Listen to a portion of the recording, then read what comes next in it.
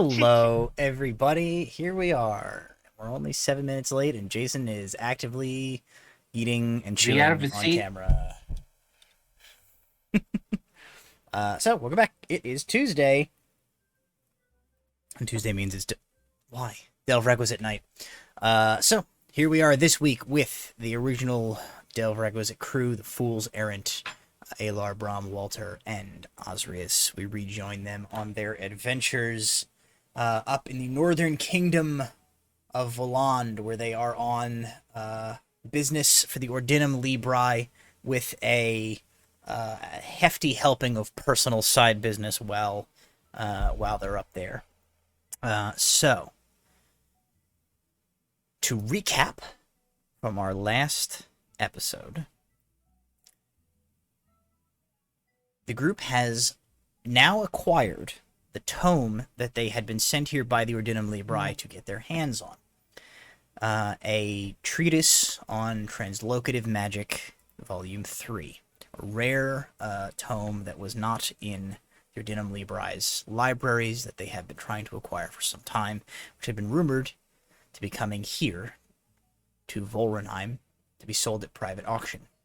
The party tracked down the buyer of said book and found him to be a rather eccentric Ignean noble, or son of an Ignean noble anyway, with perhaps more money than sense, in the throes of something of a romantic drama, who had purchased the book in question as well as an enchanted sword at the auction, all to impress his current paramour, who not only was not impressed by his display of wealth, promptly broke off their romantic entanglement after that.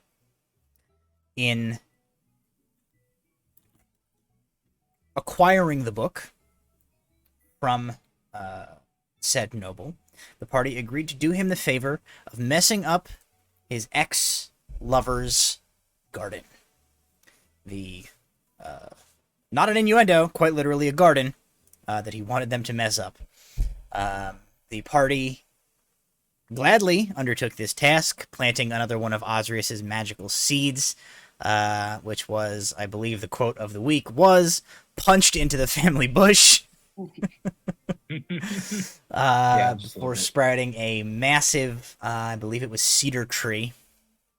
Thus ruining the garden, ruining the rare star lily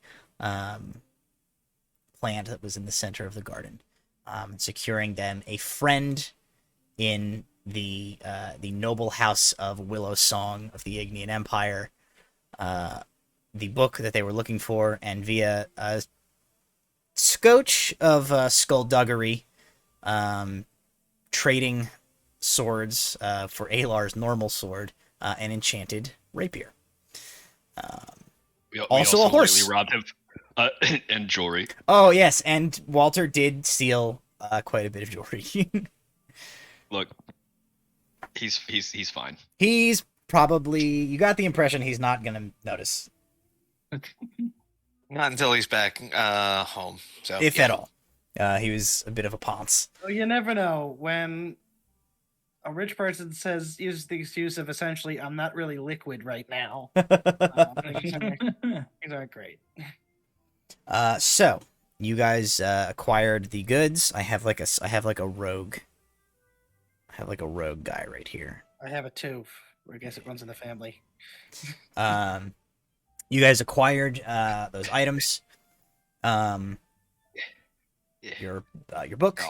Okay, now we all have a rogue guy. Your book, your enchanted sword, Ozrius's new horse, and you guys are currently gathered together after leaving the Willowsong estate, conducting your business there, before moving on to your next objective. It is about sunset at this point.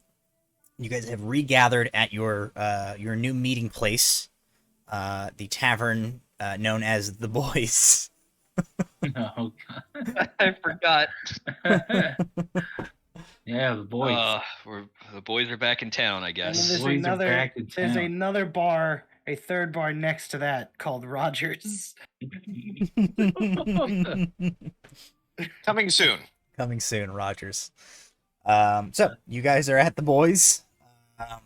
Your Ozrius' horse is tied up to a hitching post outside. You are you've just had this wild sort of adventure, and you still have a little bit of unfinished business left in the city, or Bram at least specifically does, with a would-be slumlord in the region of the city known as the Scab by the name of Lemuel, who seemed to have perhaps some business to take care of visiting him. I'll turn it over to you.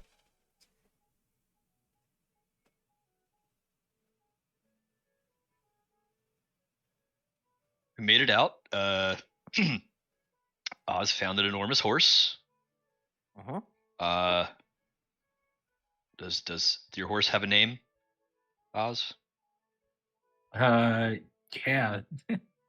Actually does. He did say it off stream, but I I can't don't know. I remember remember now. what it is. He said it on stream. Oh, I was it on remember stream?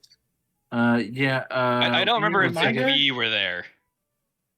Wait a minute. I know what it is. If you don't have it Hold written on. down. Hold on. He's playing D&D. Like D&D.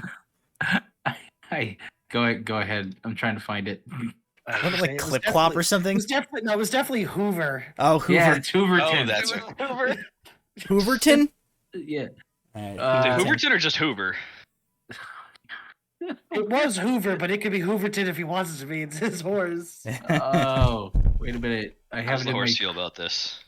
Don't I have it in my equipment? Rating horse. Yes. Did it not save? Okay, Hoover McHooverton. That's it. Hooverton. Yeah. I'm Okay. pretty sure that's it. Hoover A very traditional Honorandian tribal name, Hoover McHooverton. I'm gonna take out my Bandor. Yep. Cast Speak with Adults. Okay. I can't cast that on somebody else, right? I don't know. Read the spell description. Because like from the Bandor, I don't know if I can. Like, I don't know if I can cast it so that Oz can talk to his horse. Let's see. If you can just cast it, it doesn't specify. What the Inventory. spell It might will say specify. on yourself. It says you. You gain, yeah. So it is not on it. It's Yeah, not on a range creature area of your itself. choice. Damn.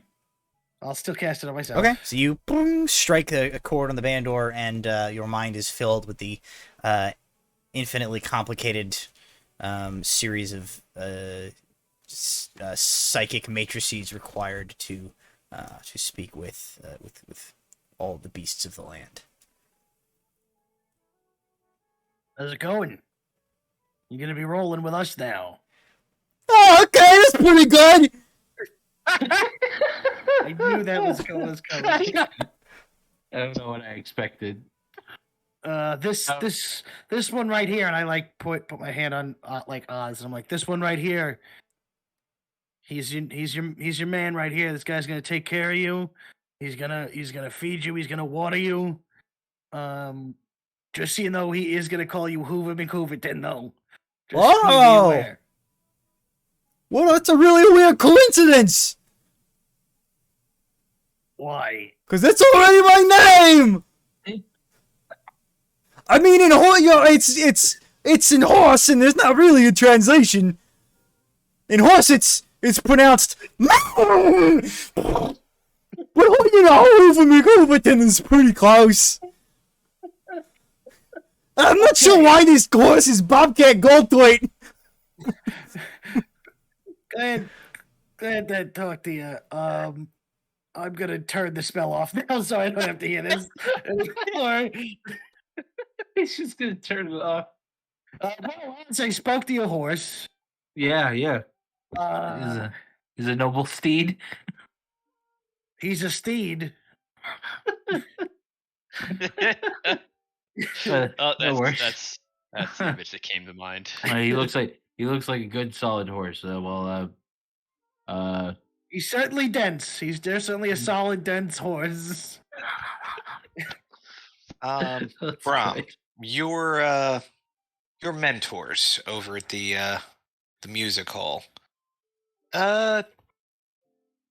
Do they have contacts for perhaps helping Walter Sell the change shit he out his stole? ill-gotten Yes. gains? Yeah. We know Okay. some fences.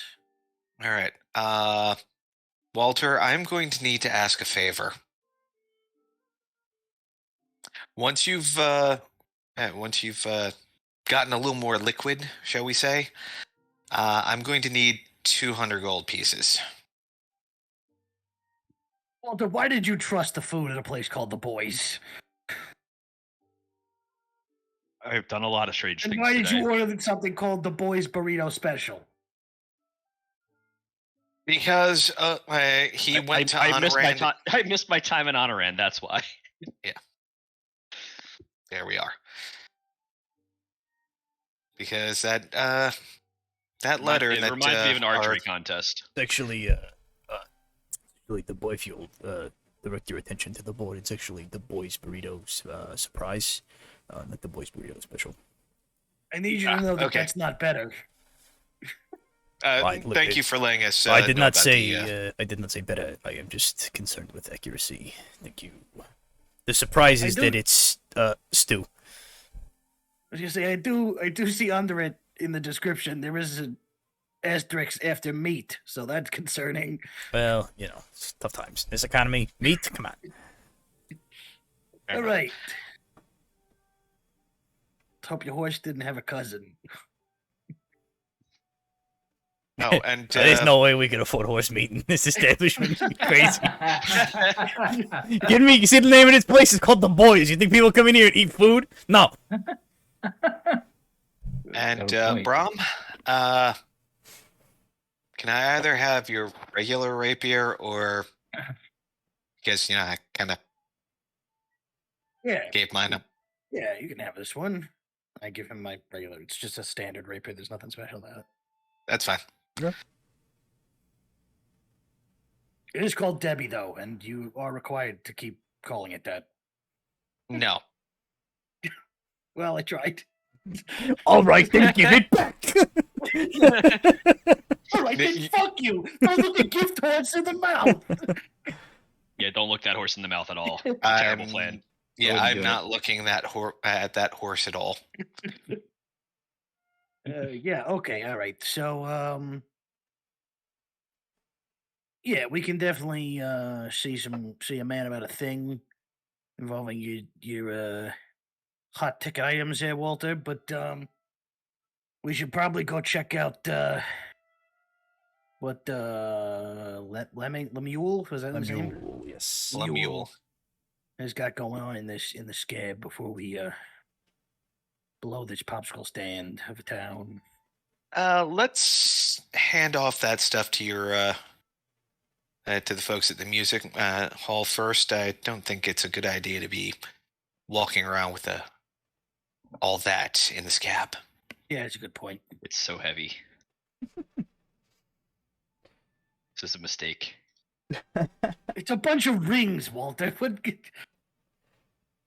It's a bunch of rings and many necklaces and the world's ugliest mantle. Which is for you, Bram. That was just a picture of your face. All right, All so right, you guys well- are heading back to the Twilight Royale. Yeah. You guys pay for your drinks and your food at the Boys, and you head back you head back over to Midtown, just over near the Broad, and you head back to the Twilight Royale, which at this time of night is in full rip-roaring swing. There are performers on stage currently. It is a quartet of musicians. There's one with a violin, fairly similar in make to the one that Bram carries. There's one with a large upright bass.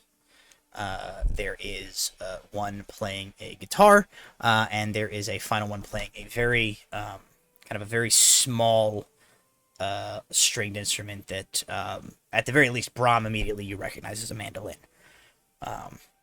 So they are sort of just playing away, singing a song which seems very reminiscent of sort of like life as a field hand, the life of the common man.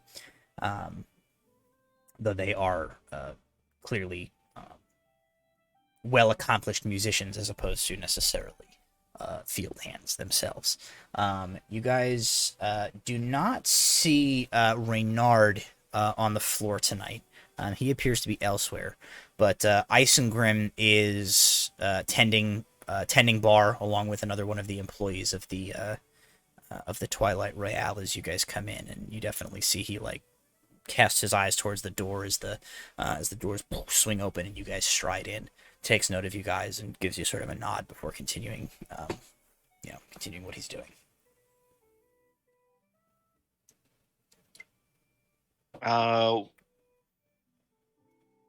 We'll wait for a moment when he's not immediately busy, and in the intervening time, Aelar is quietly pulling all the rings off of Walter's fingers and saying, "Put them in the bag, in the bag."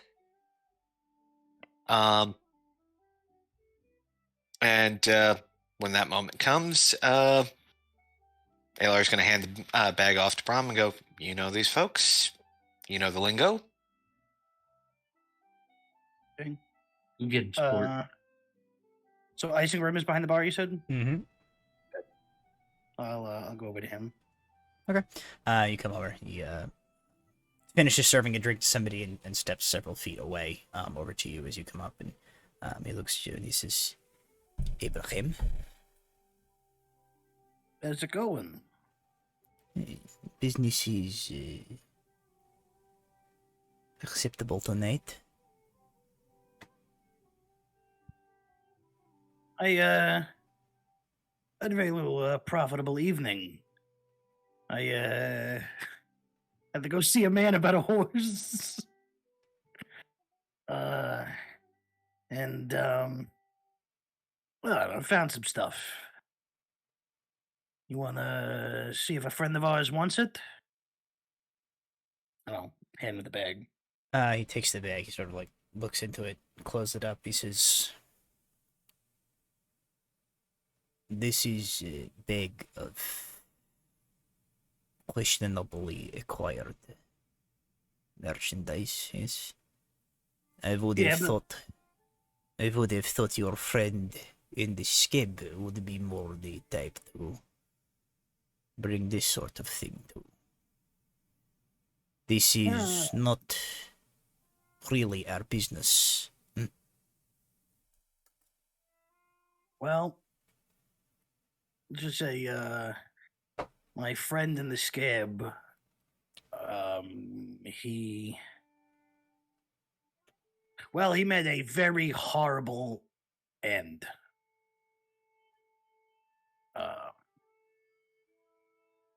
But if you think there's another gentleman in the scab that might be interested, I do have to go see him. You think he's a better option than anybody you might know? Isinger sort of shrugs his shoulders and he says, "I would advise that you not get involved with this criminal element in the first place. You know where I stand on this. It is the same place that I have always stood. But, as usual, you will do what you will do. An interesting life that you live, Ibrahim. If for no other reason than to keep you from further entangling in nefarious business, I will hold these items. I will speak with Reynard about them, see what might be done." Thanks. And about that whole business with the gentleman of the scab. And I like pat his face and go, "Couldn't happen to a nicer guy."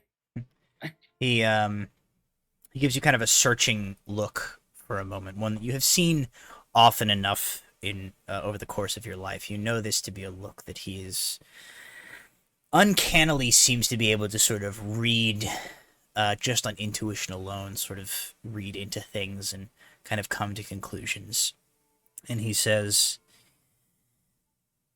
Whatever it is you are doing here in the city, the business that you have in the scab with the Red King, with this other gentleman now. Bear in mind, Ibrahim, that your actions have repercussions beyond what you intend them. Garl the Red King is well known in the city. He is a bastard, he is a bad person, but he is a known element. He may have met an unfortunate end, as those in his line of work also often do. This other individual from whom you speak, perhaps he is also deserving of a vaguely insinuated miserable end. But you will leave this city. You will go on to do other things elsewhere. Wherever you go, always I have seen in you, Abraham, the ripple that you leave behind you always affects great change. Understand,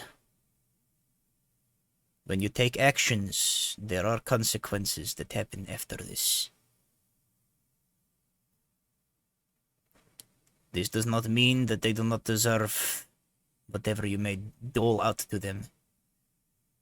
But bear in mind only what might happen after you are to leave here. A power vacuum creates strife.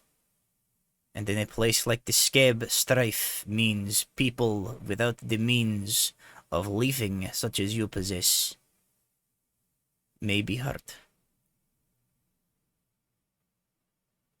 Something to consider only.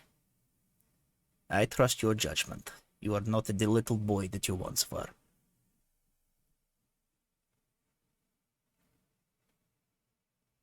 I keep that in mind. And he nods and he takes the bag off the bar and he stows it somewhere beneath. And he says, if you and your companions would like to have a round on the house, steel your resolve and warm your bellies before you go, sit and I will pour you. Thanks, but we ain't got time for that. Might take you up on the offer after. He nods and he says, you know where to find me.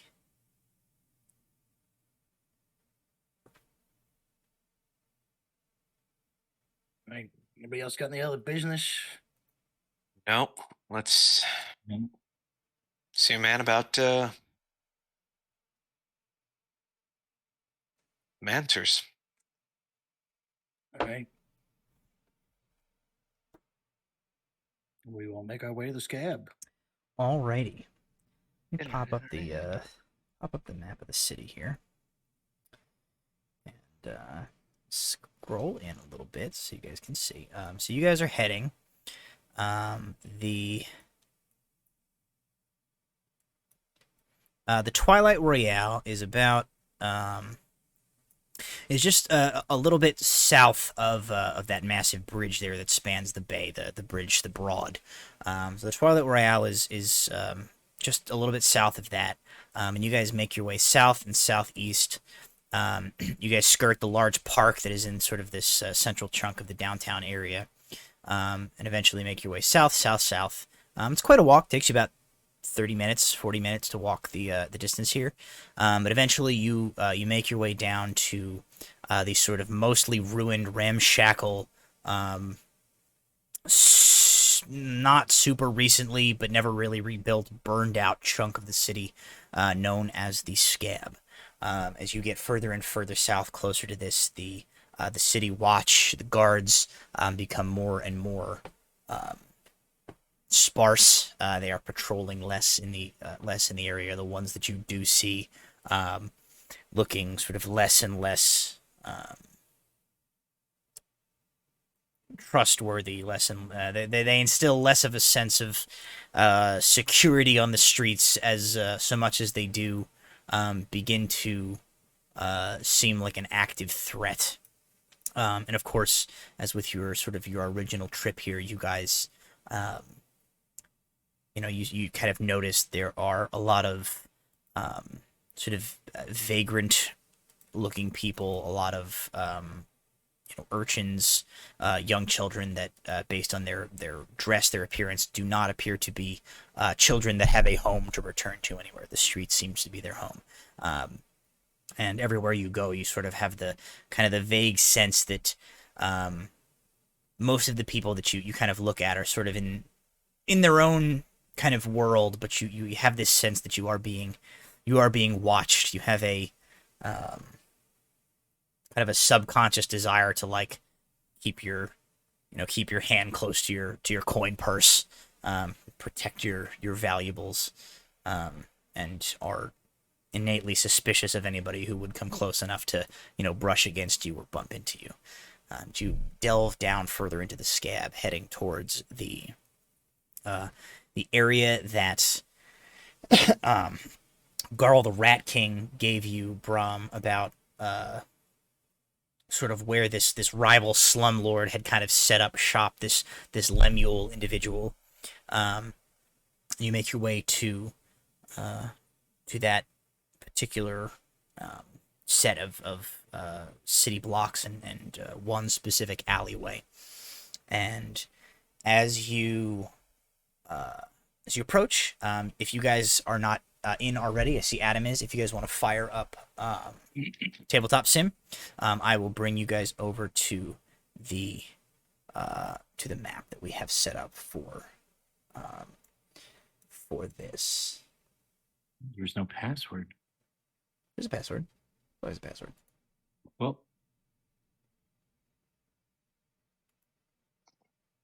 Password is soda can. yep. Password is soda can. Changes every 4 hours. None in the same Next letters. password is soda can't. Yeah. Well, the name of the map. Let me just get the disappear this. It Disappear. doesn't like loading one of the images. I think it's the fire. It's not loading. You guys have fire. Stuff is not loading weird. Well, it's loaded. Yeah. So it's on the screen. But here you guys are, and this is Ozrius as his character art token broke for some reason, and I had to give him this barbarian instead. So here are the four of you. You guys approach an alleyway. These all of these like sort of burned out husks of buildings in this area here are you can tell they're not necessarily abandoned, but they are clearly not like enclosed properly. They've sort of been like slapped back together with whatever scraps and salvaged pieces of material could be found. There is a set of like catwalks, ramshackle sort of catwalks have been established on the roofs interconnecting the several of these houses, and you can see sort of the vague outline of individuals kind of like lurking around up there. This man fell over. There's a man kind of leaning on the corner of one of the houses as you guys approach this particular alleyway. And as the four of you kind of walk up, he holds up a hand to like stop you from proceeding any further into the alleyway, and he says, "Can I help you? I think you might be turned around. Ain't nothing in this alleyway the likes of some fine gentlemen like you would have any interest in. Best be on your way." I know exactly where I am. Is it so? Yeah. And I got business with your boss. Is that So so? So unless you don't want to piss me and him off, I suggest you better let him know I'm here. Make an intimidation check.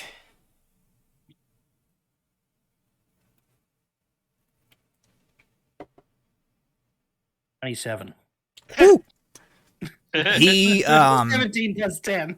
he looks at you, and you see his eyes like flick to Ozrius a couple of times, and he says, "Well, my mistake, gentlemen.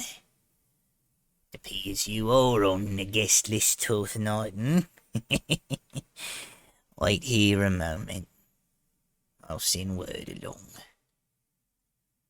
And he sort of turns and moves off in this direction.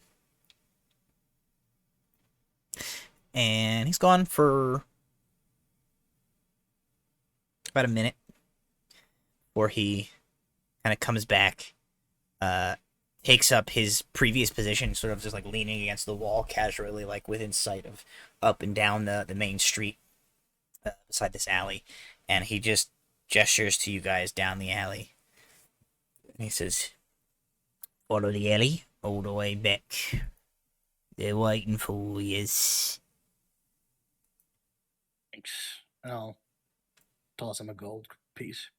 He catches it, disappears immediately into his pockets. Alrighty. So you guys can take control of your characters. I'll move Russell, I guess, because he's not in here. Yeah. So as you guys enter into the alley, like I said, you can see up above there are several individuals kind of like walking back and forth across these catwalks up high. You see there are a few places that some of the sort of like architecture of these crumbling buildings look perhaps climbable. But for the most part, the rooftops look like they have been situated to be really accessible from the ladder that you see like at the far end of the alley as you make your way down towards what you kind of see looks sort of like a it's kind of like a vagrant camp. There's like some scrapped together tents have been set up. You see like some bedrolls. There's a large cook fire has been set in the alleyway between these two houses. And there's all sorts of like crates and boxes and just things that seem to have been like kind of gathered here in no special kind of order as you guys head. But there doesn't appear to be anything necessarily in the alleyway of any particular interest till you get down like to the end, where you can definitely see a handful of people around this fire down here.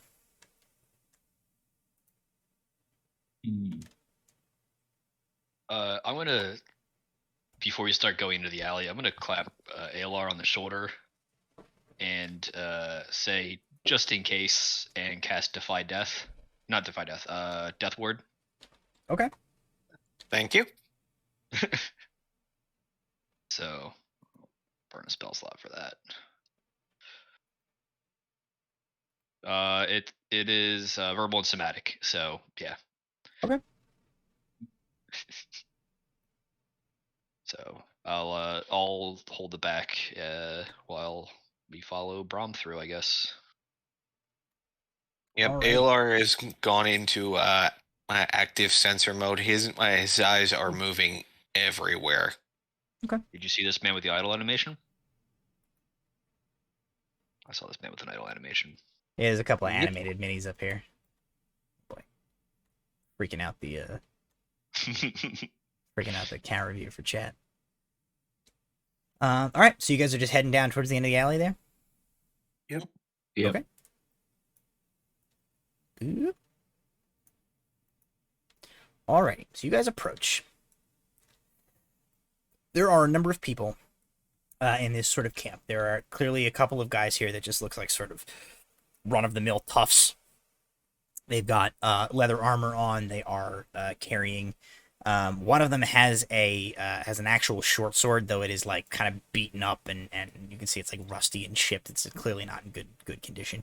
The other one is wielding a cudgel, fashioned out of just like some scrap wood. Further towards the back of the little area here, you see there are three individuals. There is a stocky, shirtless dwarf who is kind of standing by the fire currently, sort of like he's holding like a spit that has a like a rat speared on it over the fire that he's like slowly rotating as he kind of eyeballs you guys approaching. His beard is sort of an auburn, reddish brownish. It's comes to about his mid chest, is braided intricately. His hair is cut short on the sides and like styled in this braided mohawk down the center. He carries what appears to be a two-headed single hand axe, which is like on a sling over his shoulder. There is a human man wearing sort of a mixture of robes and leathers, who appears to be about in his mid-30s, early 40s, clean shaven. He has one like blinded milky white eye, and it looks like, it almost looks like at some point in his life somebody like threw like acid or like burned the side of his face that blind eye is on, as it's sort of like mottled and pockmarked, and the skin is sort of puckered and mangled there. He has a hood up, but you see he does carry a sword at his hip, and the way that kind of everybody is positioned around him, you get the sense that maybe that's Lemuel, as they're kind of like, he definitely has like a position of power among where these groups are standing. And then the other individual that you see standing off to his right is an individual wearing robes that almost remind you of like clergyman's robes, though they are quite dirty and quite like ragged and have not been like cleaned or properly tailored in time. There's a lot of patches on them and stuff. But he is carrying a gnarled, twisted piece of what appears to be like scrap wood that has been like carved down, and you can see runes are etched into it. And he is sort of like, he's like sitting against this like pile of logs that's kind of in the back. He's sort of like leaned / half standing, half sitting against this. And Bram, you would remember that Garl had told you that the reason that he had not like dealt with this Lemuel issue himself is that Lemuel apparently had himself a spellcaster of some sort, and it is pretty seems a pretty solid guess that it's this red-haired man here sitting beside him. The group of you sort of approach. These two toughs on either side don't necessarily make any move to stop you from like approaching closer to the fire, and Lemuel is kind of standing there, arms folded, just watching you and waiting for you to approach and make some sort of an opening move.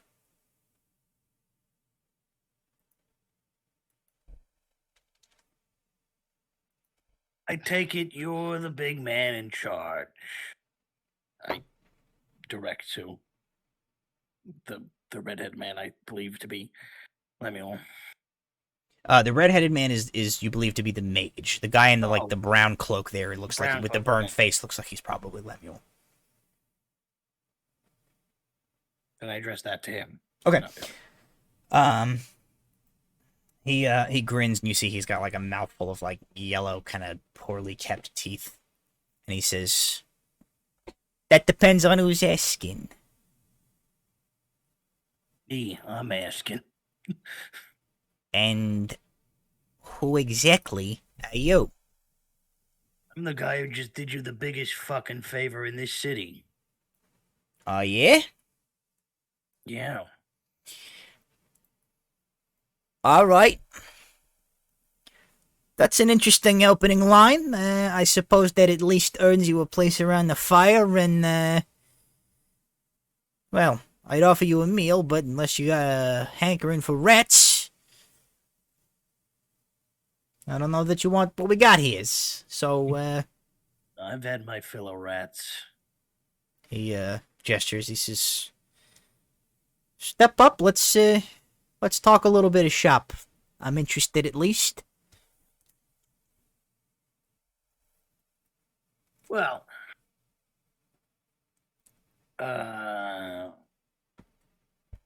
I hear we have a mutual friend on the other side of the scab.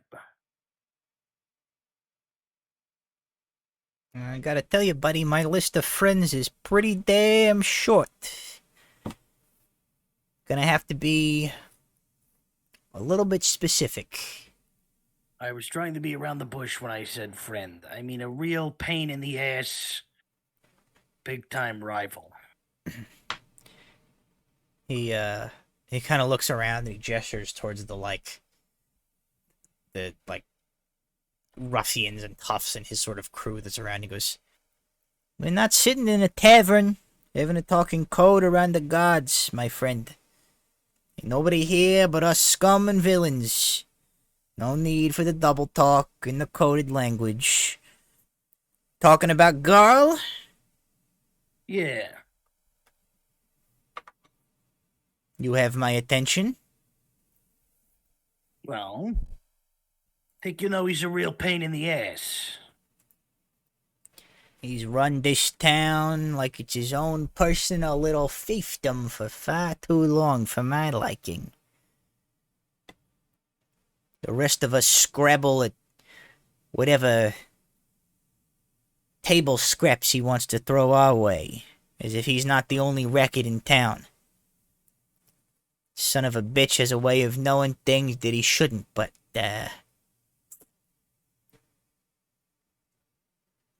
it's been less helpful for him lately than otherwise. So, we have a mutual friend in the Rat King. What is it exactly that you have done me such a grand favor about? And what is it, more specifically, that you want from me? I look him dead in the eye, and I get like as close to him as I can. That's like isn't gonna like alarm anybody. And I go, I fed him to his own rats. He kind of leans back and he goes, "Okay. You officially have my attention."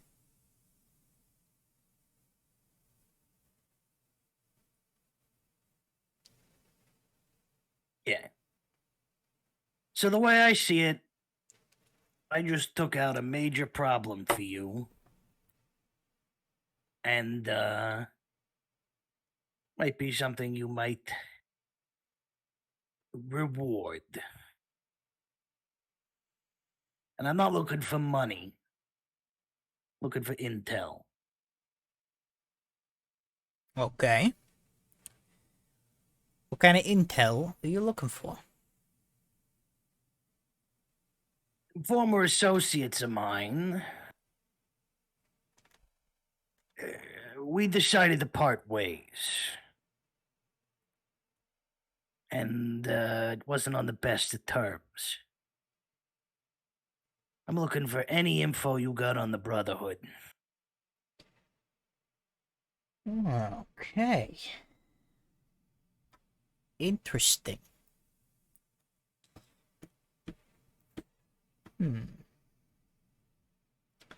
He says, "If you'll excuse me for just a moment, I'd like to confer with my associate." And he turns and he moves over to like kind of put his head together with that red-haired individual that you have taken to be some sort of a... Like before he goes to that, I go, yeah. One thing. Yes. Before you confer with anybody, this guy, that guy, whatever, just remember.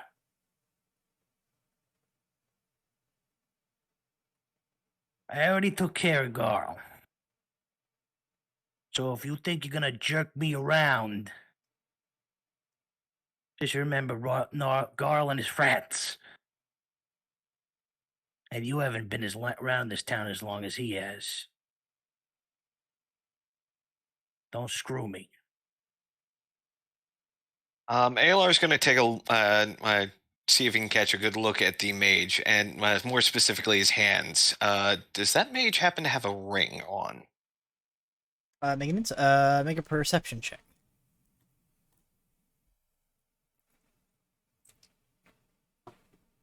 That's a 12, so probably I can't tell from You this can't. distance. He's got his hands kind of like in the sleeves of his like raggedy robes, and you can't see his fingers.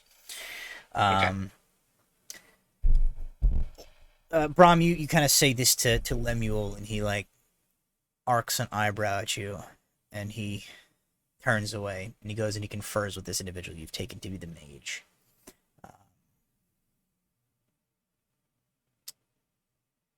They sort of discuss for a few moments. You get the impression that Garl kind of like mutters a couple of like inquiries or questions towards this mage. After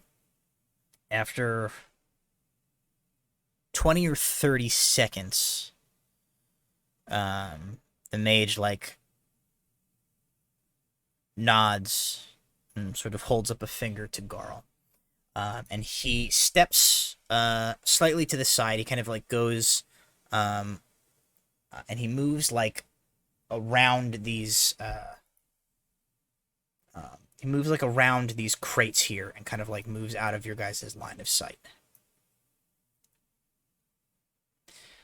And Lemuel like sits back, leans against one of these crates, just on the sort of the side here. And he says, he like holds up a finger. He says, "One moment, please."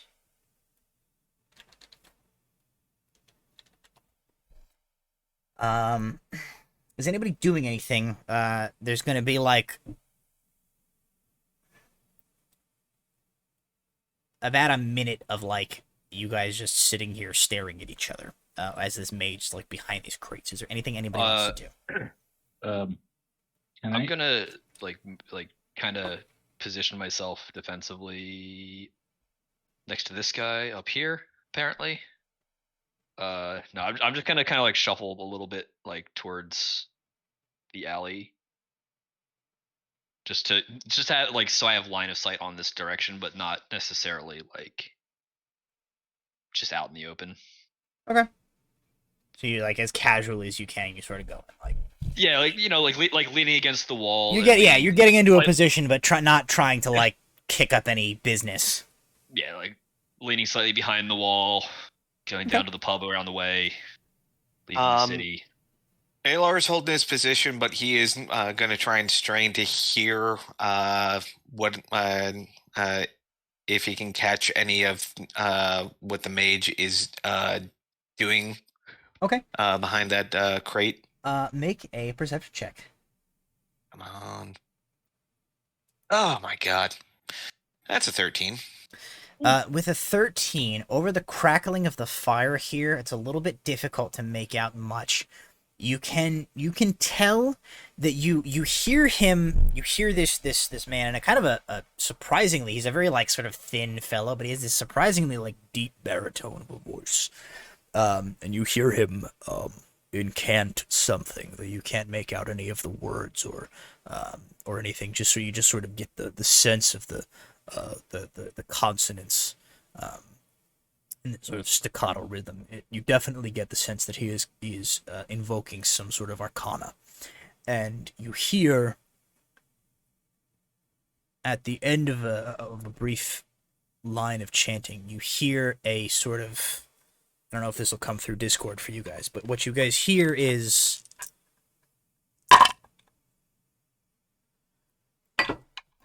the sound of like something, several somethings like clattering into a vessel of some sort.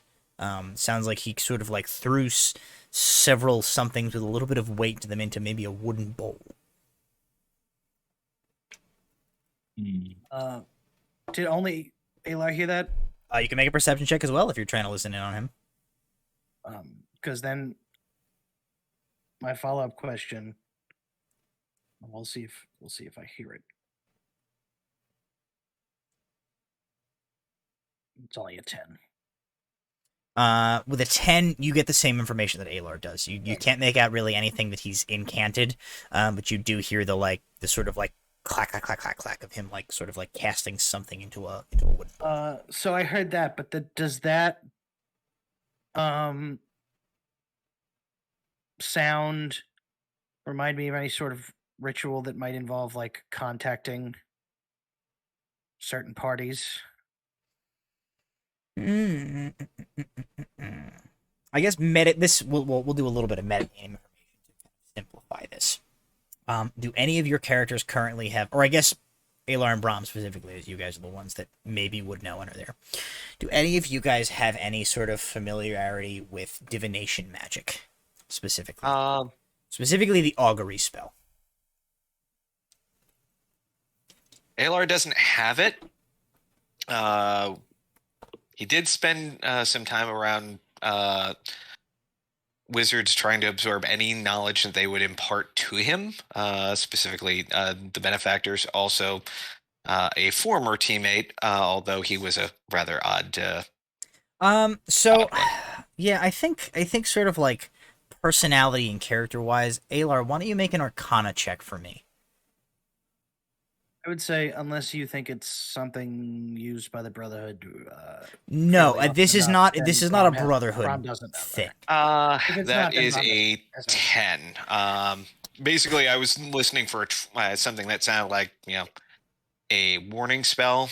You get the but, you get the sense that he's casting a spell. Clearly, both of you. Yeah. But the details of it are not within your sort of knowledge, especially that like you can't see him. You're just going off for like some muttering and this like clattering. But after about a minute, he comes back, and he leans. Weirdly, he leans against his original spot, and he and Lemuel do not interact at all. He doesn't like come and whisper anything to Lemuel. He just comes back and goes to his original position. Lemuel, Bram, turns back to you and he says, "Okay. So,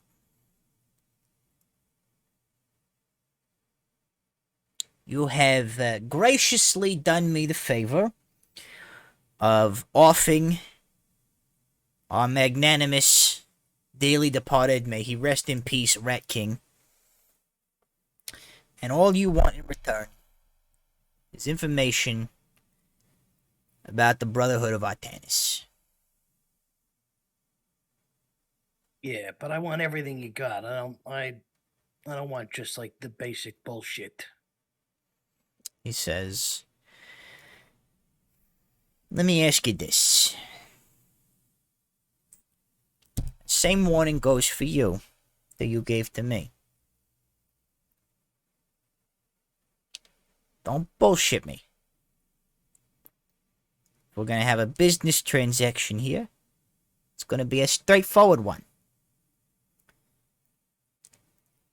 What's your angle?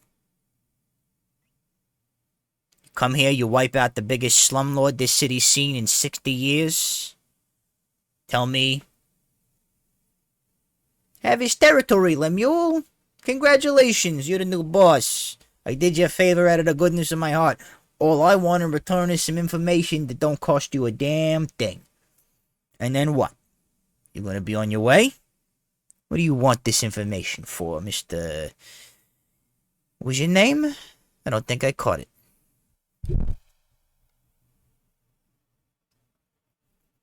Give him a fake name or not?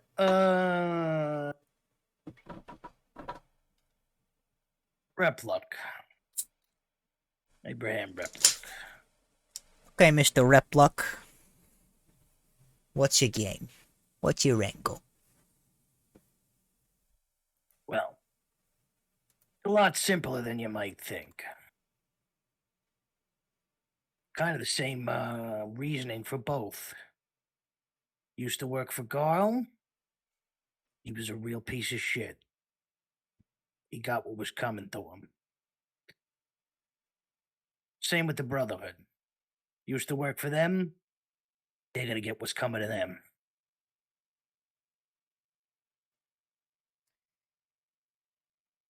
He, make a persuasion check.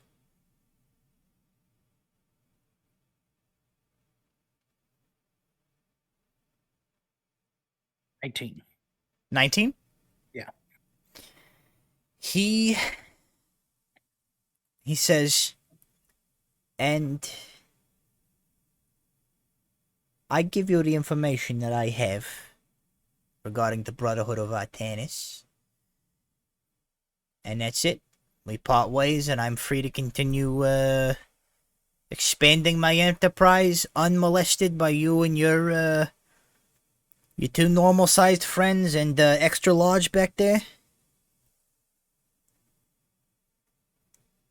Yeah, pretty much, because I'll be real honest. If you don't screw me in this deal, then I got no problem with you. And honestly, if you give me what I want, I'll be real honest that I mean this in the nicest way possible. I don't give a shit about you, Lemuel. Do whatever you want. Make either a persuasion or a deception roll. You do not have to tell me which one you are making. Just tell me what the number is.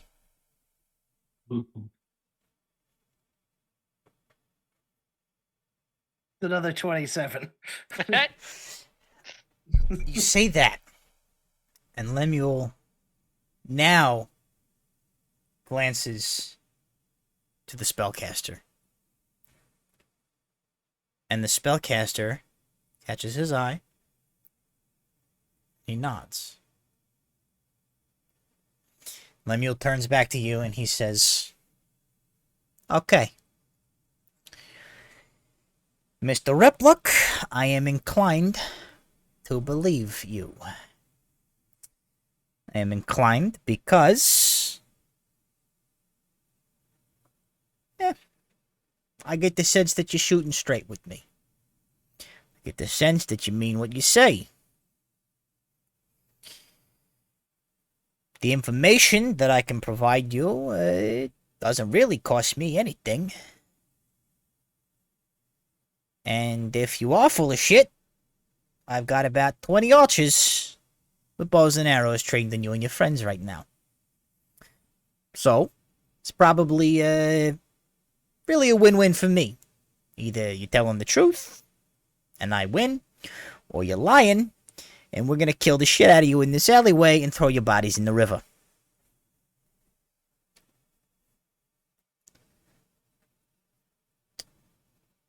He says, oh, go ahead.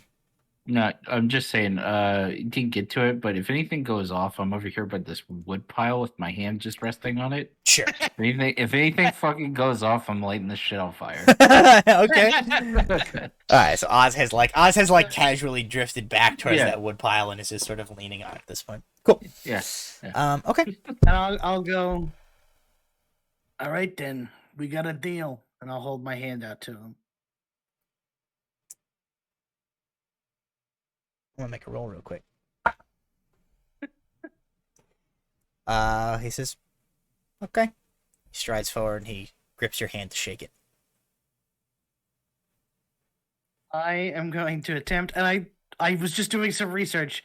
Consensus is that when you use Bestow Curse, you can make a DM ruling if you want, but what I was looking at, when you use Bestow Curse, the target does not, immediately realize they're cursed. Okay. It's not... So I'm going to attempt to bestow curse.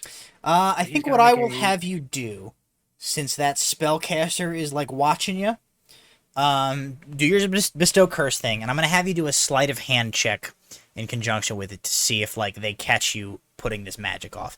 Because bestow curse has, let's see, bestow two wisdom save. No, I think it's a somatic component only, or a verbal component. I think. Verbal and somatic for bestow curse. Okay. So you do have to I have to touch him. You have to utter a thing, and you have to make a motion that goes along with this spell. So because it's a cool idea, I'll allow you to do a sleight of hand to indicate you're trying to do this, but you're trying to not let either Lemuel or his pet mage notice that you've done it. So he's got to make a wisdom save first, right? Yeah. Okay. Lemuel is going to make a wisdom save. His wisdom save is a 13 plus 0. 13. That fails. Fails. Okay. My spell save's a 15. That sounds about right. Okay, you are bestowing curse upon him. What effect are you applying to Lemuel? I don't know. Seemed like a thing you would have had. You would have known Well, why you no, were it's- doing it's it like- before you did it. It's like I don't know if I want to do the ability score one or the I see. has disadvantage on attack rolls Gotcha. against me. I guess I'll do the has disadvantage on attack rolls because the ability, like, it's only going to really matter if he tries to attack us. He Okay. doesn't. I've So been beating him he on is all the cursed. He has rolls. disadvantage on attack rolls. Make your sleight of hand check, and I will make perception checks for both Lemuel and the mage. Okay. It's only against Well, Bram that the attack rolls had It's an disadvantage. 18 plus 6. I'm gonna tell you right now. Didn't matter what it was plus. Lemuel rolled a 9, and the mage rolled a 1. Yeah. So I used my neither of Bram them Bram perceive dice. you do this. He was knuckle deep in his own nose, not paying Yep. attention to what you were doing. Yep. Okay. You effectively bestow the curse upon you, sort of like through the contact of your hands. Lemuel sort of like pulls his hand away quick and kind of like shakes it, and he goes like, "This was aesthetic shock. Jeez." He says, "Okay, Mr. Riplock. Here's the information that I have. I'm not gonna beat around the bush. It's not as much as what Gar would have had. There's one guy in the city that deals with this type of riffraff. It's one guy, and he's worked with Garl for about the past 35, 40 years, as far as I can tell. He offers Garl money, protection, information, whatever it is that he pays Garl off with, or paid Garl off with, I guess. In exchange, Garl grooms suitable young up-and-coming scoundrels who might have the skill set that an organization like the Brotherhood of Artanis might find particularly useful. When he finds such an individual, he makes the appropriate introductions and helps with the, let's call it what it is, indoctrination process. I know that this man's name is Blakelock.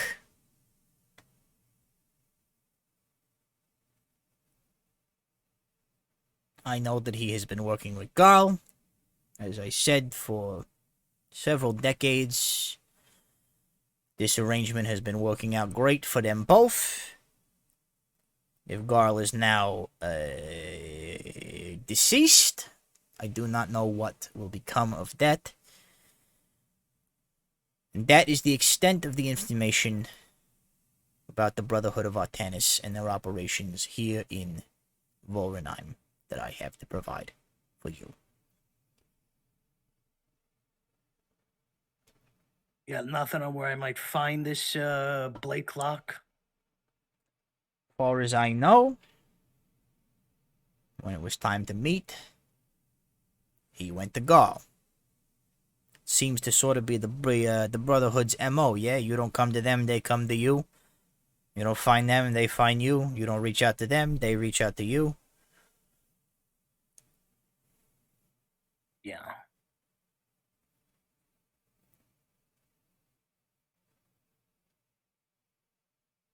All right. Can I make some sort of a check to see if I believe that's all he knows? That would be an insight check, yes. Mine was a 12, so if he's doing any kind of deception, he's probably beaten Aelar. Ooh, 19 plus 3. The 19 plus 3. You get the sense that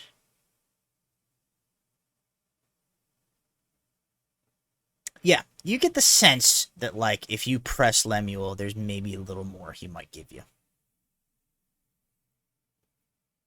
I'll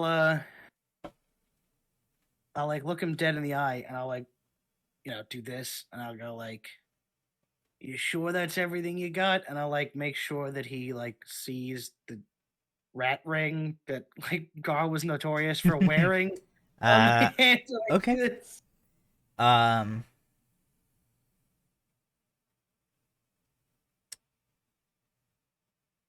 Make an intimidation check.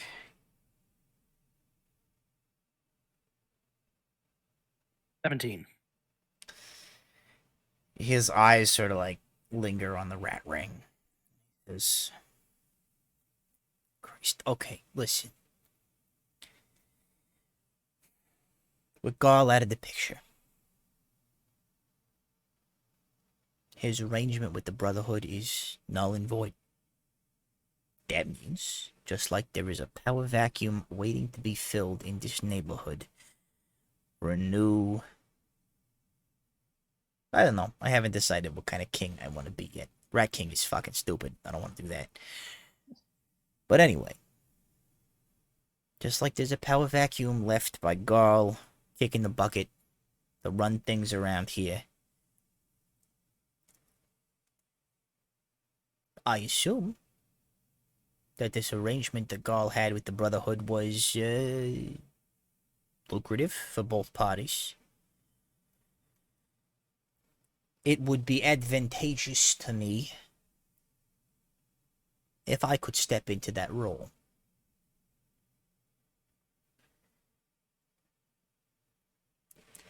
This Blakelock. You're interested in finding him, I assume. You plan to kill him? You gonna do him like you did Garl? I don't know. I tell It's gonna you, be up to him. I tell you how to find him. You, maybe consider finding a way to get what you need from him that doesn't involve him at the bottom of the river?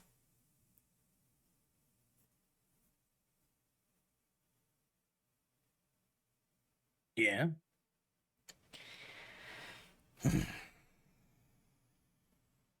Okay.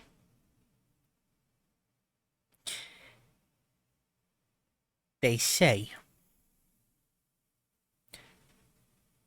he hangs out in this place. It's in Hightown. Sort of a smoking lounge type of place. Sort of place the likes of you or me or any of the people in this area right now would never be let in. Basically on principle. Place by the name of the Red Tail. If you're looking for Blakelock, that's where to go to find them.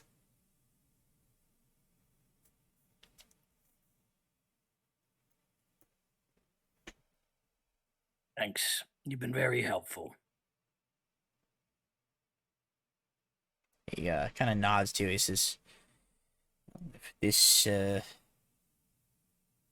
nobody here is full of shit, which I can certainly hope that they're not, this has been a very productive night for everybody involved. Yeah.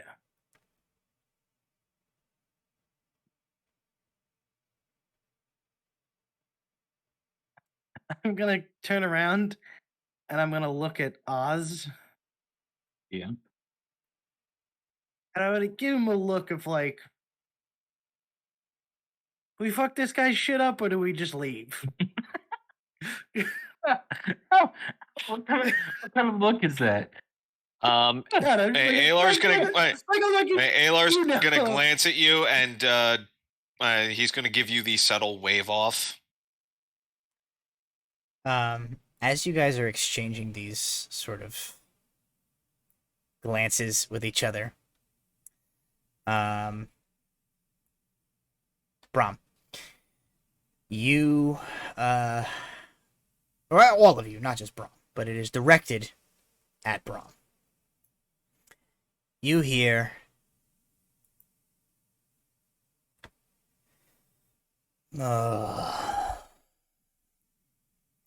Bram.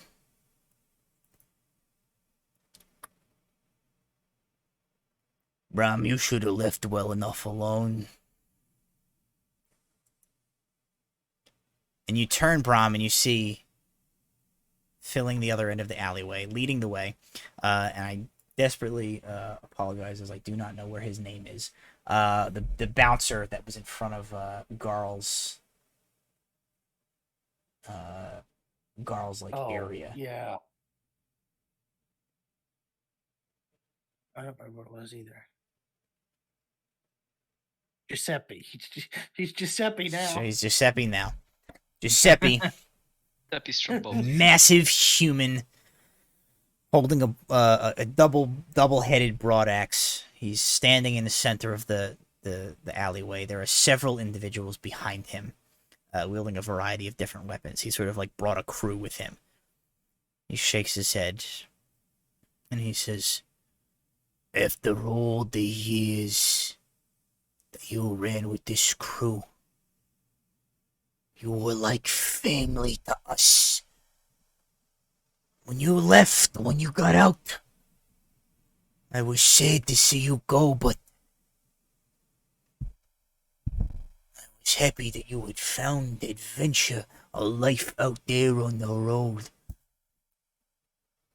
You should have just... If it was gonna be this way, you should have just stayed gone.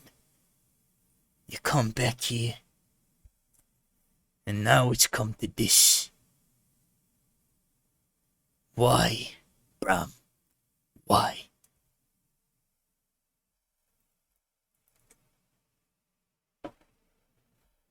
You got a lot of balls to ask me that. Garl deserved everything he had coming to him and more.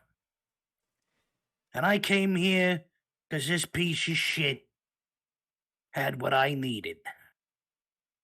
Now, I don't care about you, and I don't care about him.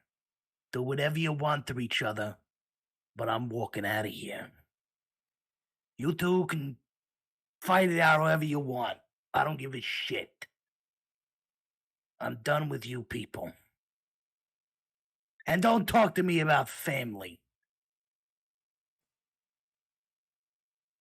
Shakes his head. He says, "Wasn't he good to you, Bram? Didn't he teach you how to get by, how to live on these streets?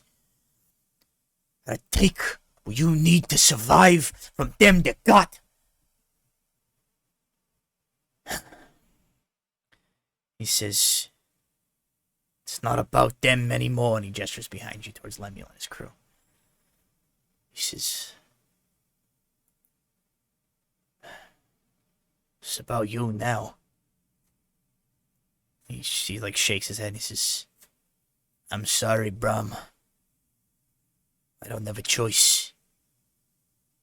What the boss says goes. And you and your friends, you goes."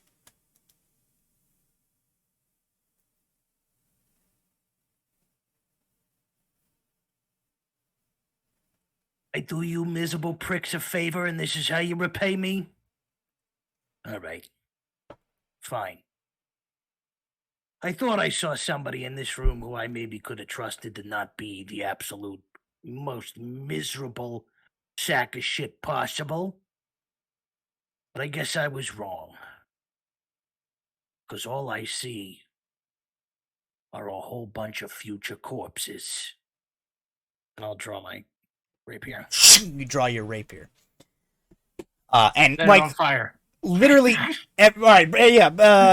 I was just like, "Poof, poof." You like that? You like the wood on fire? The wood's on fire now. Everybody draws swords. I assume, like all of Lemuel's dudes, all of the dudes behind Giuseppe. Swords come out everywhere. Swords, cudgels, maces. Everybody's like standing off. There's this very tense moment. And before anything else happens, Bram, you hear from around a corner, around the just out of sight of where Giuseppe is standing, where these thugs are. You hear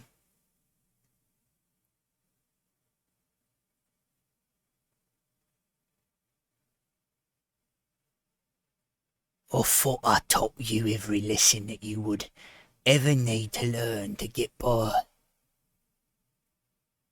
But apparently, even all these years later, there's still something you can learn from me. If you're gonna kill someone, you've better stay in the room and fucking make sure they're dead. And around the corner, hooded, steps a figure. He draws back his deep hood.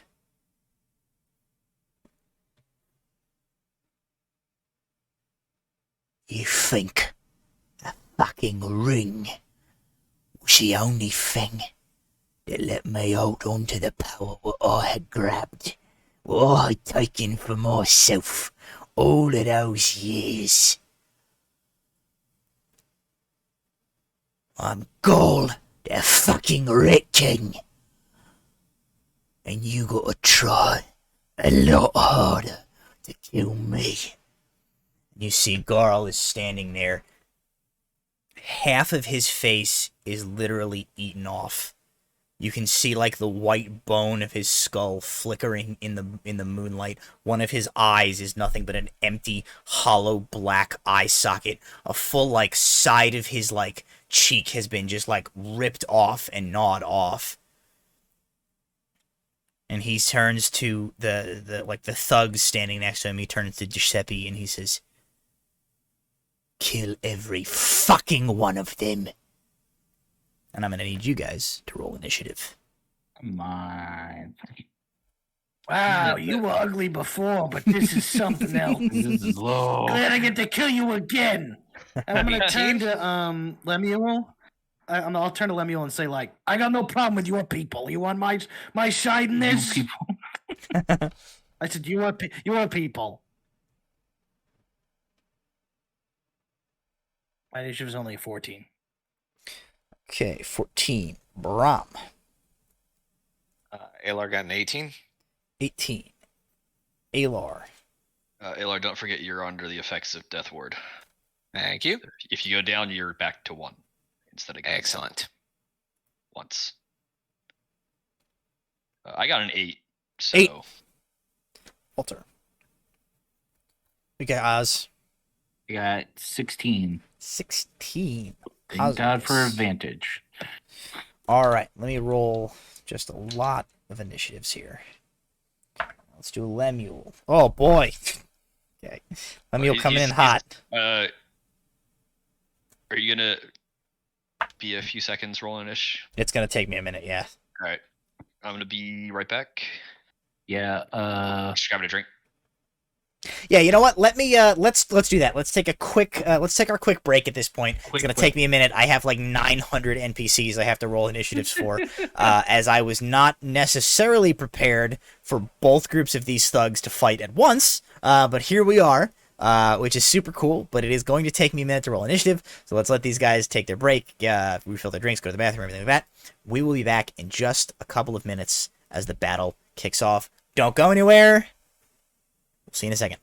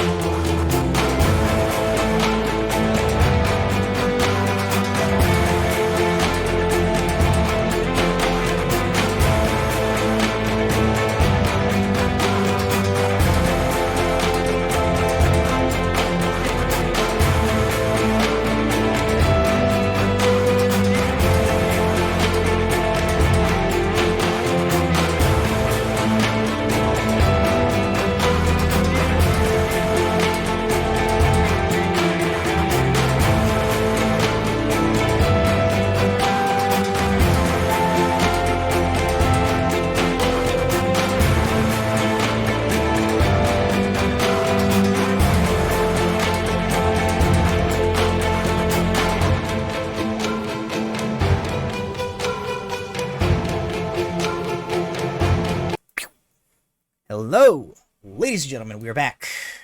Returned from break. Cups full, bladders empty. Ready to fight. Here we go. So, I rolled all of my initiatives, did all my nonsense, before you guys, finished all of your pee breaks and everything, and I'm ready to roll. So, on initiative count 20, the first to react is, in fact, our main man, Giuseppe, who charges immediately at Walter. Oh, I forgot to put these guys down before I was... Boop. Oh. Boop. Boop. Okay. I had to drop some guys on the roof. Mr. Axeman, who I definitely showed that I was a mage at by accident on purpose, is charging me.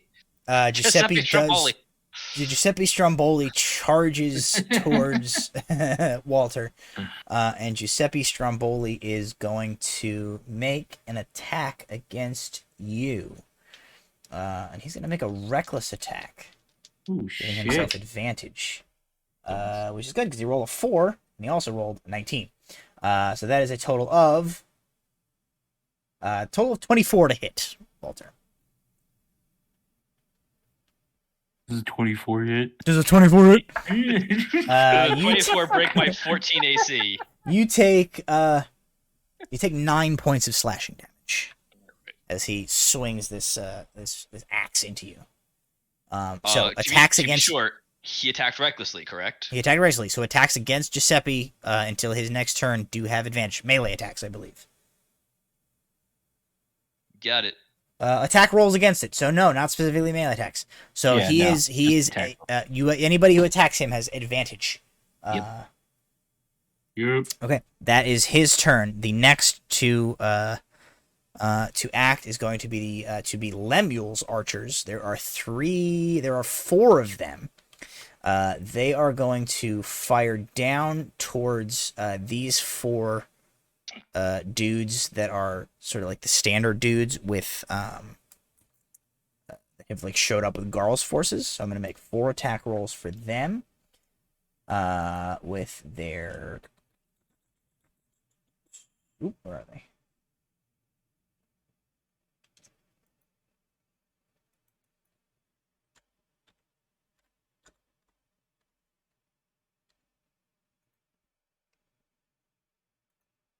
Hey there. They're light crossbows. 3. Oh, one of them crits. Nice. So that's a critical, a 13, and an 18, and the 4th one is only a 6.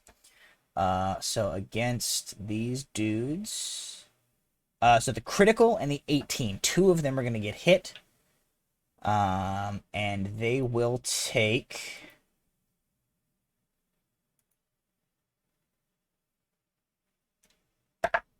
Critical is going to take 11 points of damage, and the non-critical one is only going to take 4.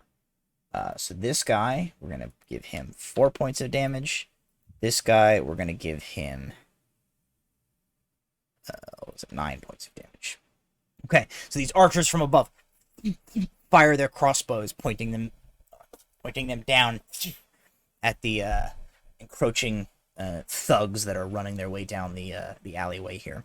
That is the archers on Lemuel's side to go. And as this like all kicks off, Lemuel, you guys do hear Lemuel like shouts out to his people. He says, "Focus on the Rat King's people. That's the wrong voice. Lemuel. What does he sound like? He sounds sort of like he's kind of like, hey, this is his voice. He's like, hey, he's like, focus on the Rat King's people. Shoot him dead. Kill him." And Aelar, that is going to bring us to you. All right. Aelar is going to... wait. No, he's close enough. So he's going to sweep out his arms, and he's going to cast Web on... Oh, this guy should be over here. All these... That's Garl. Okay.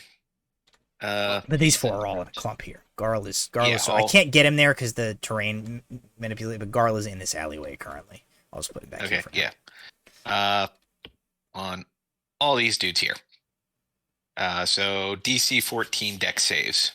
These 14 dex saves. All right, so 4 of them. Ooh.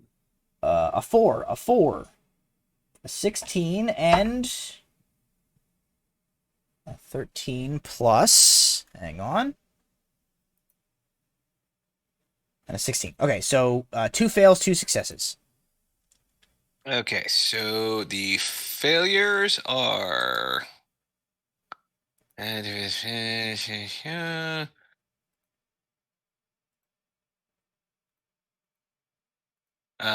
are restrained. Okay. And anybody that starts their turn in the web or that enters it during their turn, they make the dexterity saving throw. Failed save, they're restrained as long as they remain in the web or until they break free. The strength DC to break free, and they have to use their action to do so, is the same, 14. Okay, so the... also, the webs are flammable. Okay.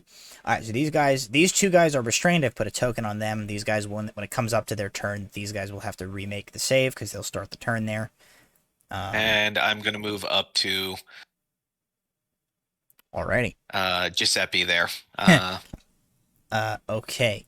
Garl's archers, who have climbed up this house back here and are now up top. The 3 of them are going to take shots. They're going to focus their fire on the closest of the of Lemuel's archers. So they're going to take 3 of them are going to take a crossbow shot at Lemuel's archer, all at the same one, and that is to hit. That is a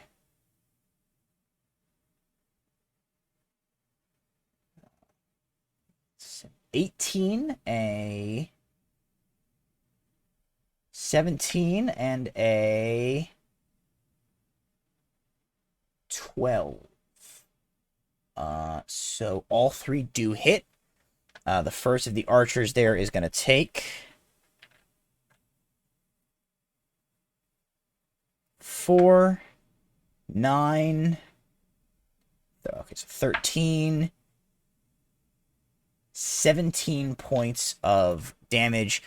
So these 3 archers pop up, fire crossbows, 3 bolts hit the closest of Lemmy's archers, who gives this and topples over the side, falls down, and his corpse just splats sort of wetly on the cobblestones below as he is dead.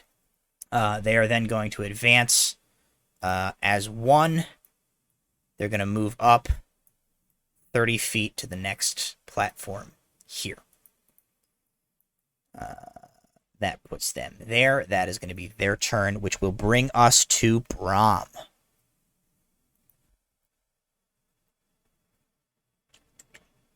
Okay.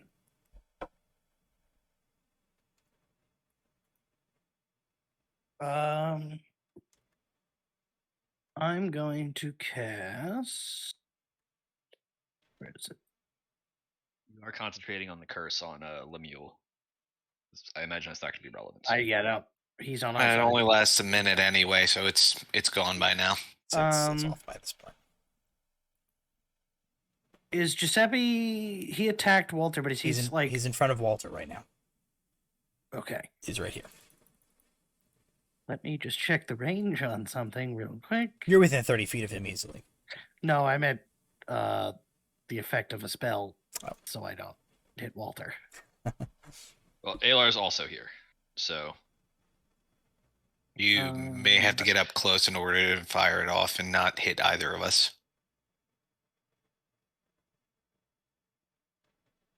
Can I put a 5-foot cube on him without hitting either Yes, of them? 5-foot cube just hits him. Okay, then I will Cloud of Daggers. Will it blend? Will it blend? He makes a dex save? No, he makes no save. It just appears and it's there.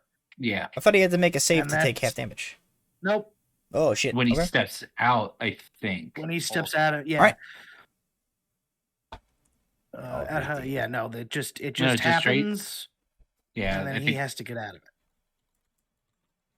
I'm 5 foot casting cube. it at 3rd level. when it enters the spell area for the first time, or it starts its turn there. Okay, so on his next turn, this will take effect. Okay. Alrighty. That Now, is going to is bring. it, or is it, will it, because it's enter the spell's first time and when they start Oh, yeah. their turn. So, yeah, go ahead and roll that damage when now. he starts- Now and on his turn. Yeah. Okay. What What's spell that? level? Always love Third. that spell. Third. So it's 64. 16 points of damage. 16 points of damage to Giuseppe. Giuseppe. Stabbed him multiple times. So this whirling vortex of like ethereal, magically created blade visages just like appears and slices up Giuseppe as he is slashed. He gives this like but he's still on his feet, still fighting. And anything else, Bram? No, nobody's close to me yet, right? No, only Lemuel's people. Okay, so I'm not gonna bother casting Blade Ward. Then no. All right. So it is these 4 guys' turn. These What? 2 have to make their save again, right? Yes. To see if they get caught as they go to move. Mm-hmm. Can I ask? Okay. Yeah, go ahead. Can I ask what place they are in the initiative? They are an initiative. Like, what do they roll? Oh, wait a minute. I'm all over the place here. I skipped like a bunch of people. I was going to say because Aelar took his turn. Lemuel's dudes took I skipped a bunch of people. Sorry. We should have had a turn from these guys who are going to run. Our team is dead. They're gonna run. They're gonna pass him because they figure like you guys got him. These guys did this, and actually it should have been Walter's turn last go here, or Aelar, Ozrius. It should have been Oz's, yeah. Oz's turn right now. Yeah. So those guys did that. Now it's Oz's turn. Oz should actually have gone before the archers went a minute ago. I just didn't want to say anything, but No, you're right. I do a bad job at initiative, especially when the initiative is. it's you like can't- 20 people. You're not gonna see it, but it's like 100 people long. Yeah, I did, in which I understood. Yeah, absolutely, it is your far- turn. How far from here to like these? Probably these like groups right here? 55 feet from you to these dudes. Come on. Yeah, they are also webbed. There is a you large and meat man that's currently There's a meat assaulting man. me. That's a meat man. yes. In a cloud of daggers right now. Cloud yeah, Dagger is only 5 daggers. feet, so you can attack him without jeopardizing yourself. Okay. That's true. Well, then And that- your you have attacks are advantage. an advantage. Yes. Yep. Yeah. Well, I just don't want to step in a cloud of daggers. That's all. No, you're perfectly safe to no. attack him. And then we're gonna come over here, and I'm gonna rage, Hell yeah. and then going to attack twice. They are at advantage. Yep. Yes, 2 at times advantage. at advantage. So first one, first hit. Shit out of this guy. Let's see if it's a Crit crit. shit Nope. out So of that's a 23 on the first hit, Yup. and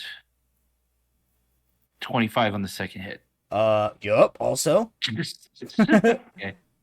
So he's going to take 12, 19. So he's going to take 23 damage. Okay. He's taken. Alright, you come up. And you slash him twice with your axe. He sort of like deflects one of them, catches one of them slightly, like nicks his calf. Still on his feet. Definitely is starting to like feel the fatigue of you guys sort of like charging into him. Anything else, Oz? No. Okay. I don't think so. It's a good position. So then it would have been the archers, then it would have been Bram. Now we're at the assassins proper. So these 2 guys are going to make their saves. Rum's top of the order. We're like halfway through the initiative. Okay, I know I'm down there. I thought Bram had a higher. You're pretty low. I was only 14. Okay. Okay, so the saves are natural 18, so that's going to be enough. And the other one is a 14 plus. Okay, that's enough. 14 is also enough. 14 Okay. is the mark. Yep. And these 2 do save, so they immediately are able to move forward. This guy will rush this guy.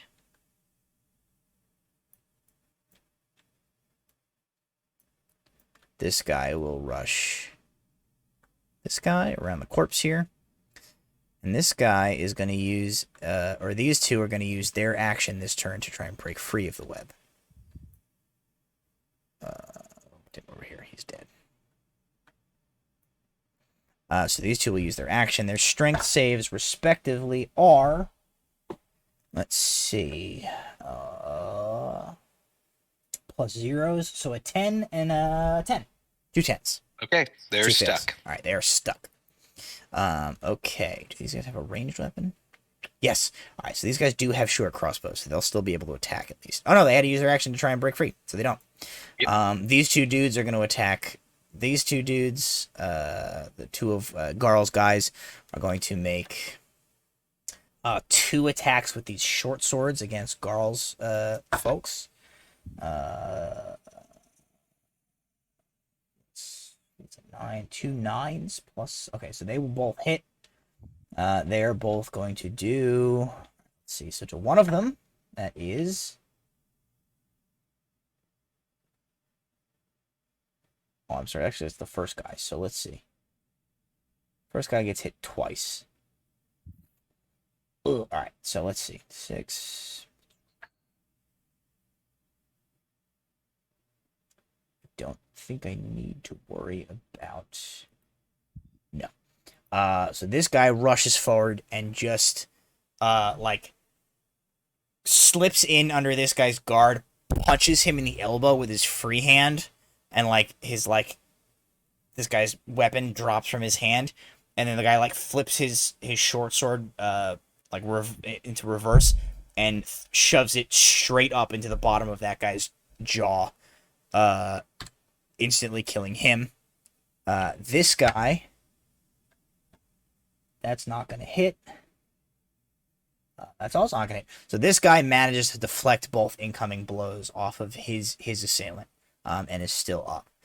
That is, they're all 4 of those guys' turns, which will bring us to Garl the Rat King himself, who now steps out of this alleyway, and he is going to rush. He's going to take a full dash action, making sure to loop like long enough that he doesn't invoke any attacks of opportunity. He's going to go like bloop, like this. Mm-hmm. And he's going to take a full dash action and sprint directly at Bram. But that's all he's going to be able to do this turn. That brings us to Walter.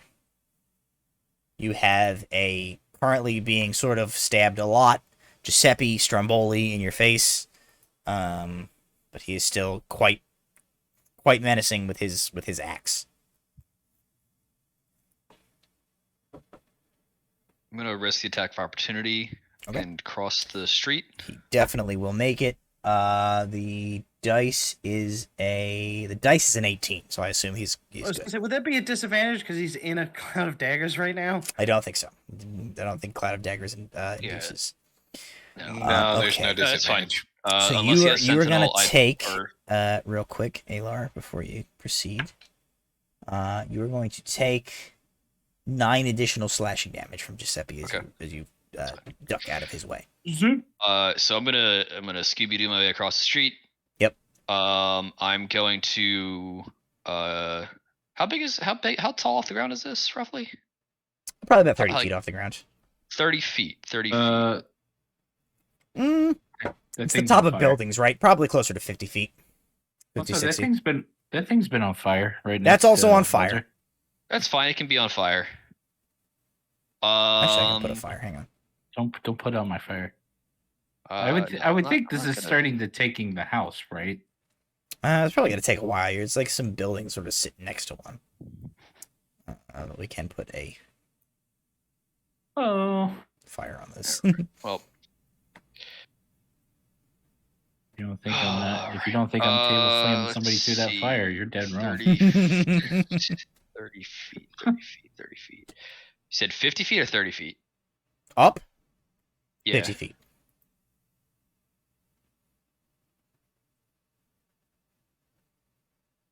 I'm going to put my creepy green light right about here at this window. Okay. It's a 30 foot radius sphere. So it should hit these guys. And It should hit these guys, and it should hit most of these guys, like probably including this these. guy. Probably like these. We'll call it like these three. Two of Rat Kings and Yeah, one of Lemuels. I'm more concerned about getting as many of these dudes as possible. But also I do want to like make it difficult to. I think probably either you can drop it here and hit the archers and like these three, or you can drop it like in a slightly different place and hit all of Rat King's guys. Yeah, I'm gonna wipe out the Archers. Okay, so I will make 1, 2, 3, 4, 5. I will make 6 saving throws. All right, let's do all the archers as a group. The archers roll a collect. What kind of save is it? DC 14 Constitution save. Right. Regardless of Constitution, they roll a 15, a 19, and an 18, so they're all going to save. Down on the ground, Rat King's 2 guys roll 3 and a 2. They both fail. And Lemuel's guy rolls a... oh, no, the Rat King guys are good. That's good. Rat King, yeah, you want them to fail. Rat King's guy, or Lemuel's guy rolls a 14. The save is 14. Okay, so Rat King's guy, or Lemuel's guy, and all 3 of Rat King's archers save. These 2 of Rat King's toughs do fail. So give me that damage. Give me one quick second here. It's That damage.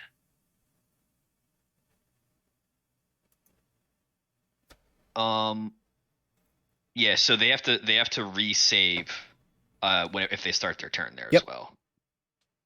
So it's kind of like a detriment. Yeah, and it's not 86 points of damage, Curtis, as much as I would love it to be. Instead, it is 21 points of radiant damage, and they take a level of exhaustion if it doesn't immediately kill them. Okay, so those guys take the damage. Both of these guys are up. This guy saved, so half of he takes. No, it's what? not half. It's not half.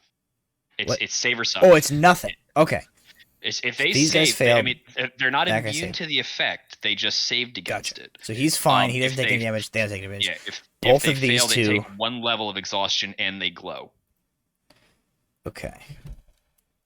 so they can't benefit from being invisible if they try to be. I don't know what about the description of these men made you think they had the ability to turn invisible. Nobody That wants is to look not a at them. thing. It's not a thing you're gonna have to worry about.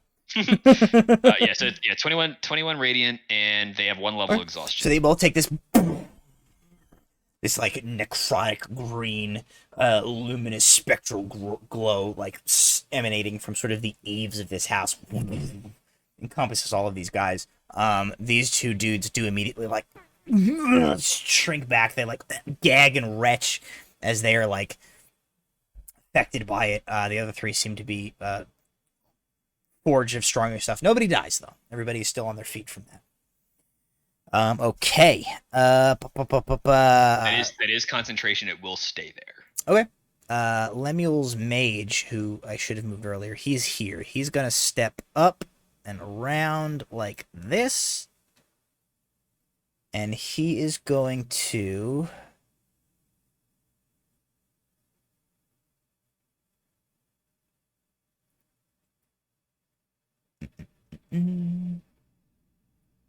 He's gonna cast Ice Storm. Mm. He whips out a spell book from somewhere, and he's gonna cast Ice Storm, which is a 20-foot radius, 40-foot high cylinder. So he's actually gonna center an Ice Storm. Basically, he's gonna hit like these 4 dudes. 1, 2, 3, 4. All of Totally forgot he was on our side for a second. I was like, no. No, he's on your side. He casts Ice Storm, which will require a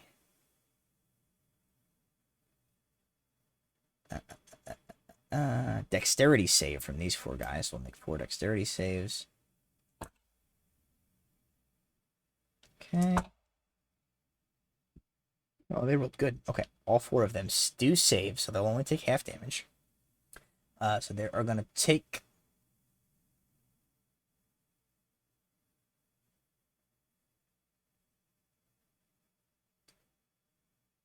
2d8 bludgeoning, and 4d6 cold halved.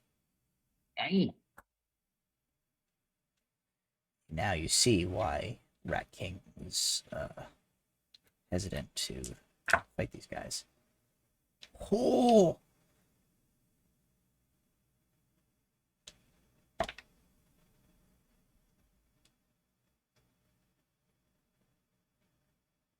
Oh, wait a minute. It includes the two that are restrained. Yes. I think they're at disadvantage. They all failed anyway, it doesn't matter. Okay. Oh no, I'm sorry. They all succeeded. Not all failed. So I will re-roll 2 of them. That's a 4. And one of them succeeds anyway. Okay, so one of them is going to take full damage. I was gonna say, yeah, they have exhaustion, so they would have disadvantage regardless. Okay. So the other two would have The same guys that are restrained are also exhausted, so they're at disadvantage either way. okay. One of them did It's a succeed. terrible time. One of them did Okay. succeed. One of them does end up failing. So instead of 4 successes, we have 1 fails. So Okay. that's that much cold damage, and bludgeoning is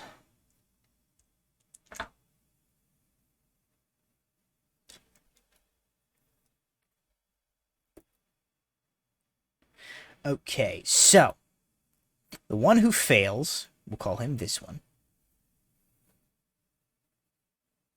takes 31 points of combined cold and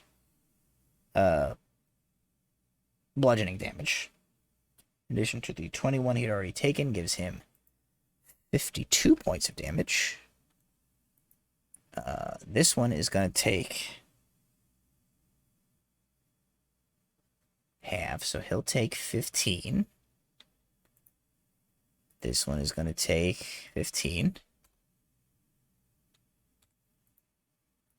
This one is going to take 15. Who has the most damage currently? This guy. Is he alive? Yes. Okay. Again, none of Rat King's guys are killed by this, but they are Jesus. blasted by this, like, icy hail of, like, destruction and like, sleet and ice that comes pelting down from above on them from this mage. And that is his turn, which will bring us to Lemuel himself, who backs up and around the corner. Top of the order, Giuseppe's turn. Giuseppe is going to turn to Aelar, and he is going to make an attack against Aelar. Just a heads up, it is 9 o'clock. Yes, we're about. Yeah. Oh, actually, since Giuseppe's at the top of the order, why don't we do that? That's a cleaner break than me starting this initiative here. Yep. So as Giuseppe like whirls around and brings his axe to bear, Aelar standing next to him, Ozrius flanking him. That is where we will call an end to tonight's session. Yep. So, let me quick before I forget to do this. Save this game.